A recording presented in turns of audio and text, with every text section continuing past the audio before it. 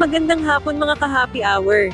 Narito ang mga balita para sa MBC TV Network News Update 3 PM edition. AFP nilinaw ang isinasagawang background check sa mga kandidato, tiniyak non-partisan. Nilinaw ng Armed Forces of the Philippines na layo ng kanilang isinasagawang background check o intelligence gathering sa mga kandidato sa halalan, ay para tulungan ang Commission on Election na masiguro ang integridad ng electoral process at protektahan ang national security. Ito'y matapos kumpirmahin ni AFP Chief of Staff General Romeo Bronner, na nagsasagawa sila ng background check sa mga kandidato sa 2025 midterm elections. Ayon kay Bronner, iniwasan na ng pamahalaan ang nangyari sa nakaraang halalan. Hiit ni Bronner, parte din aniya ito sa mga paghahanda na isinasagawa ng militar para sa nalalapit na midterm elections, lalo na kung mayroong potensyal na interference mula sa mga foreign actors. Inihayag ni Chief of Staff na kapag may nakita silang kandidato na nasa kategorya na red flags, kanila itong ire-report sa COMELEC. Paliwanag naman ni AFP Public Affairs Office Chief Colonel Cerces Trinidad na katuwang nila ang PNP at COMELEC sa nasabing hakbang, at nakatutok ito sa mga potensyal na banta sa seguridad at panghihimasok ng dayuhan na magdudulot ng masamang impluwensya.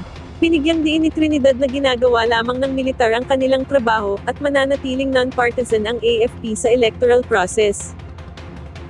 Samantala, Taal Volcano, nagtala ng Freetech eruption. Huling nagpakawala ng abo ang bulkang Taal nitong gabi ng Biyernes.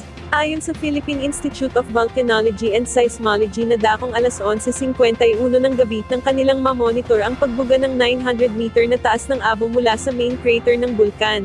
Kasabay din ito, ay nakaranas ng volcanic tremor o pagyanig sa bulkan ng aabot sa 3 minuto.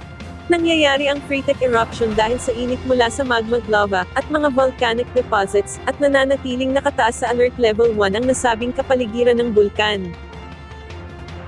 At yan ang mga balita para sa MBC TV Network News Update 3 PM edition. Abangan ang mga susunod na balitaan mamaya para sa 4 PM edition.